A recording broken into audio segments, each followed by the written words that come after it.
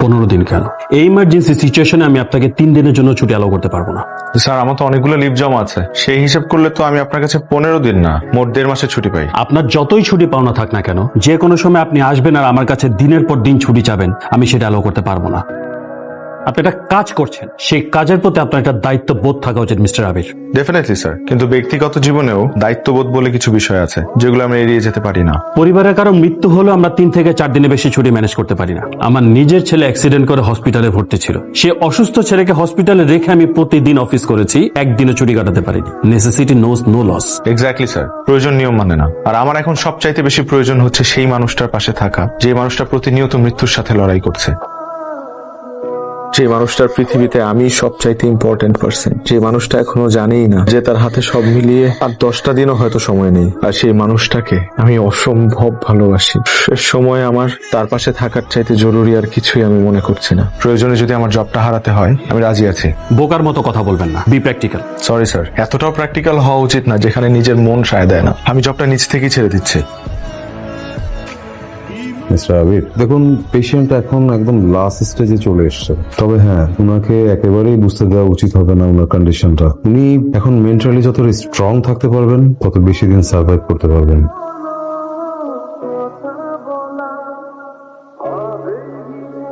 কি বলে ডক্টর? বললো তুমি খুব দ্রুত ইমপ্রুভ করছো, এখান থেকে নিয়ে চলো না প্লিজ। নিয়ে যাব, তুমি সুস্থ হয়ে যাও, আমি নিয়ে যাব তোমাকে এখান থেকে। আসসালামু আলাইকুম আপু। আপু আমার একটু বের হতে হবে, আমি আসছি।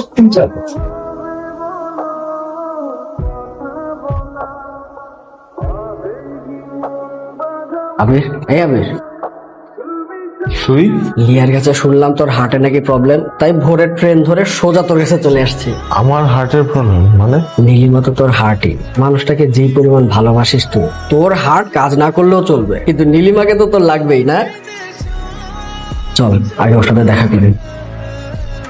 দেখো কে আসছে, চিনতে পেরেছো? কিনবো না, আপনাকে একবার দেখলে কি ভোলার উপায় আছে? এতদিন কোথায় ছিলেন? লজ্জায় গা ঢাকা দিছিলাম, চাকরি বাকরি কিছু ঢুকলো না, পরে গ্রামের বাড়ি চলে গেলাম। সেখানে গিয়ে অবশ্য চাষবাসের কাজ শুরু করে দেখি, অবস্থা এখন মন্দ না। কিন্তু তোমার অবস্থা তো ভালো দেখতেছি না বোন, কোনো নোটিশ ছাড়া ডিরেক্ট বেডে পড়ে গেলা।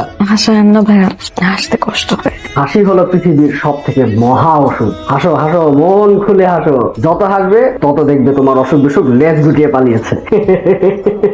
পুরনো ওষুধগুলো শেষ হয়ে গেছে, নতুন ওষুধ লাগবে। তাহলে শোন, আমি নিচে যাই, ওষুধ নিয়ে আসি। তুই কি একটু রেস্ট নিবি? রেস্ট নেওয়ার জন্য আসছি, চল।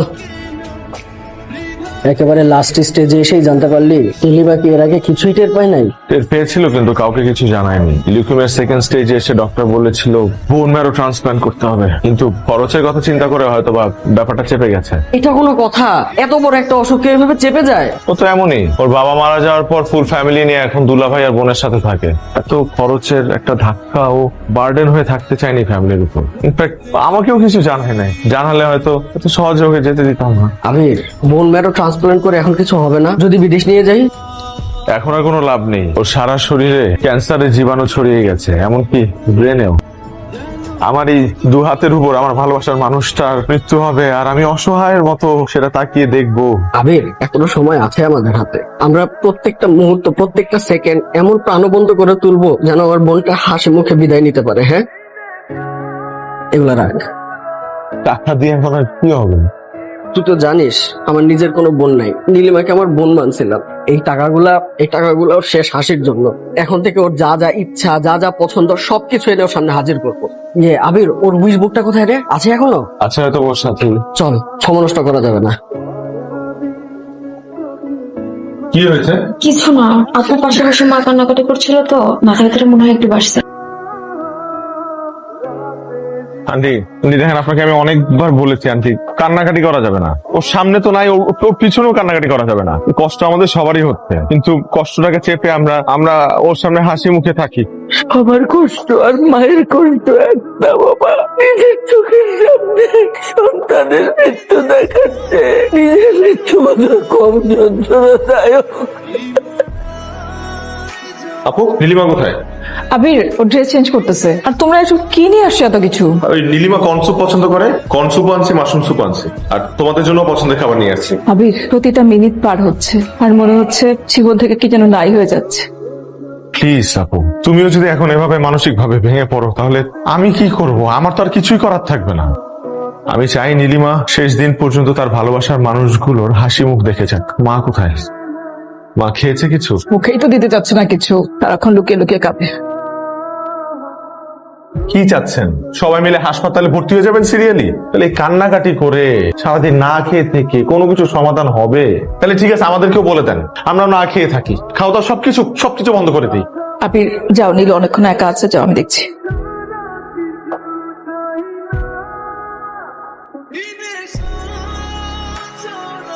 বাহ, আপনি দেখি একদিনে অর্ধেকের বেশি সুস্থ হয়ে গেছেন। আমাকে সত্যি করে একটা কথা বলবেন? ডক্টরদের কাজ সত্য নিয়ে।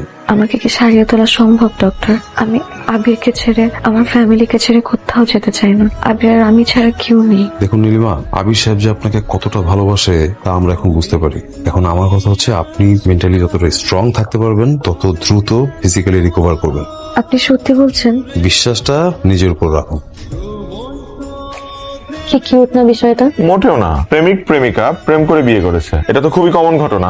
আরে বাবা, কি উদ্দেশ্যে করেছে এবং কোথায় গিয়ে করেছে সেটা দেখতে তো। শুনো তো খালি অর্ধেক। মাজারে? প্লিজ আবির, আমরা এটা মাঝে। কি মনে করো তুমি? সবকিছু ছেলে খেলা? আবেগে বিবেক হারিও না। আমি বিবেক হারাচ্ছি না বাবা, উল্টো আমি বিবেকের কথাই বলছি। আমি চাই একজন মৃত্যু পথযাত্রী মানুষ তার ভালোবাসার সর্বোচ্চ সম্মানটুকু পাক। Don't behave like a teenager. বাস্তবতায় ফিরো। ঘটনা ঘটে গেলেই তো বাস্তব হয়ে ওঠে। আর আমি নীলিমাকে বিয়েটা করছি। This is my final decision, আর আমি আমার ডিসিশনটা জানাতে আসছিলাম। আবির, তুই তোর বাবাকে ডিসিশন জানাতে এসেছিস?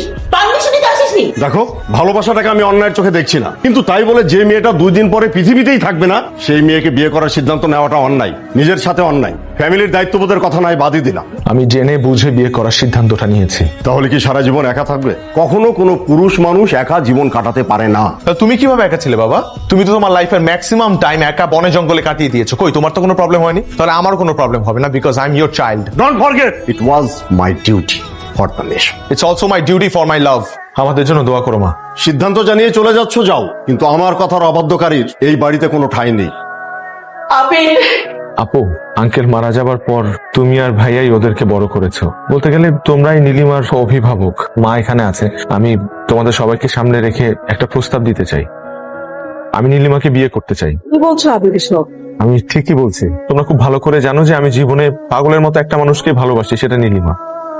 প্লিজ, আমার ভালোবাসার মানুষটার শেষ ইচ্ছাটা তোমরা পূরণ করতে দাও প্লিজ। মা, আপনি অনুমতিটা দেন। জীবন নিয়ে পাগলামি করে না বাবা। আমি পাগলামি করছি না মা, আপনি আমাকে একটাবার আবির, ডক্টর, আমি নীলিমাকে বিয়ে করছি। কি বলছেন আপনি? আমি ঠিকই বলছি, এবং বিয়েটা মাজারে হবে। আপনি কি পাগল হয়েছেন? পেশেন্টের যে কন্ডিশন, ওকে 1 মিনিটের জন্য হসপিটাল থেকে মুভ করানো যাবে না। সেটা আমি বুঝতে পারছি, আপনাদের কথার সাথে আমি দ্বিমত পোষণ করছি না, কিন্তু আমার এই কাজটা করতেই হবে। আমার হাতে সময় নেই। মিস্টার আবির, প্লিজ ছেলে মানুষই করবেন না। আপনি তো সব সিচুয়েশন জানেন। আমি জানি আমার সিচুয়েশন, আমি জানি, এবং আমি আমার ভালোবাসার মানুষের সিচুয়েশনটাও জানি। ডক্টর, প্লিজ আপনার আমাকে এই সুযোগটা করে দিতে হবে। I am sorry. না না, আপনি নিজেই তো বলেছেন, আমাকে বলেছেন না যে ওকে স্পেশাল ফিল করাতে, ওকে সবসময় মেন্টাল সাপোর্ট দিতে, ওকে হ্যাপি রাখতে। আমি দিচ্ছি তো, বিশ্বাস করেন, আমি যদি এই পাগলামিটা করি ও সবচাইতে বেশি হ্যাপি হবে। ওর লাইফের সবচাইতে বড় অপূর্ণ ইচ্ছেটাই হচ্ছে এটা। এটা আপনি মানা করবেন না please. Okay, let me talk to our higher authority. এসো।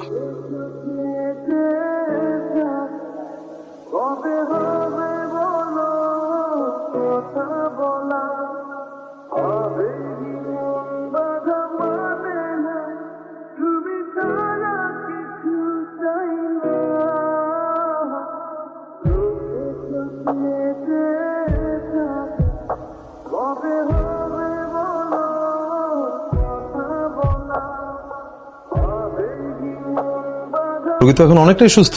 আমারও তাই মনে হচ্ছে। আমাকে রিলিজ দিয়ে দিন না ডক্টর। আর 2 দিন অপেক্ষা করুন। আবির, পেশেন্ট মানসিকভাবে এখন অনেকটা স্ট্রং পজিশনে আছে ঠিকই, বাট ইন্টারনালি কিন্তু অবস্থা খুব খারাপ। ওর বর্তমান অবস্থা হচ্ছে প্রদীপ নিভে যাওয়ার আগ মুহূর্তের মতো।